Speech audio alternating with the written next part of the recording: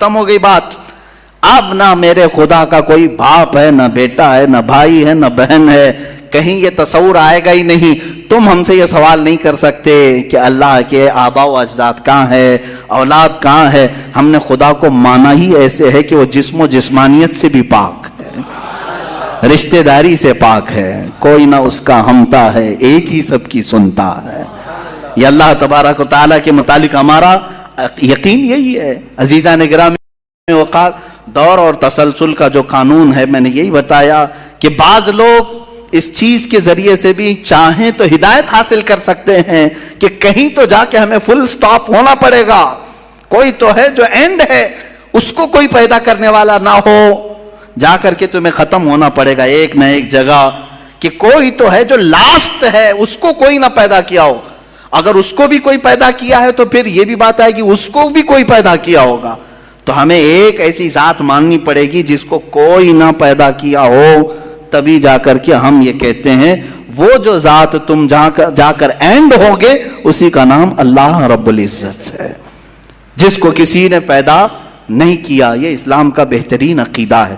میرے عزیزو، توحید کسے کہتے ہیں؟ اب بات آتی ہے، وجود کی بات ہو گئی. اللہ ہے اتنا تو ماننا پڑے گا. اس کے لیے تو بہت ساری دلیلیں بچے بھی پکڑ کر کے بتا دیں گے. ایک خاتون، ہم نے بچپن میں پڑھا تھا، ایک بوڑھی عورت چرخہ سل رہی تھی. اس سے جا کر کسی نے پوچھا کہ اللہ ہے کہ نہیں ہے؟ تو اس نے کہا ہے. کیا دلیل ہے؟ کہا یہ میرا چرخہ جو سل رہا ہوں یہی دلیل ہے اللہ کی. کہا کہ کیسے؟ کہا یہ چرخہ، اس سے کپڑے سلتی ہوں، جب تک میں چلاتی نہیں یہ سلتا نہیں. مشین سلتی نہیں ہے کپڑے.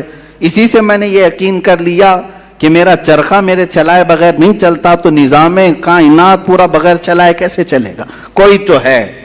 یہ ہو گئی بات وجود کی، کوئی تو ہے. اب آتی ہے توحید کی بات. کوئی تو ہے، اب ہمیں یہ بتانا ہے ایک ہی ہے. کوئی تو ہے لیکن وہ جو ہے وہ ایک ہی ہے. یہاں پر بھی ہمیں اسلام نے جو فلسفہ دیا ہے، قانون دیا، وہ بہت ہی پیارا ہے. اس کی وجہ کیا ہے میرے عزیزو؟ چلو اب ہم توحید کی طرف آتے ہیں. توحید کہتے ہیں ایک ماننا. ایک ماننا حقیقت میں دیکھا جائے تو دنیا کے اکثر مذاہب میں توحید کا شروع میں درس رہا. عیسائیت جو آئی ان میں بھی تھا، بعد میں یہ تثلیث کے قائل ہو گئے. یہودیوں میں بھی اللہ کو ہی مانتے، خدا کو ہی ماننا ہے.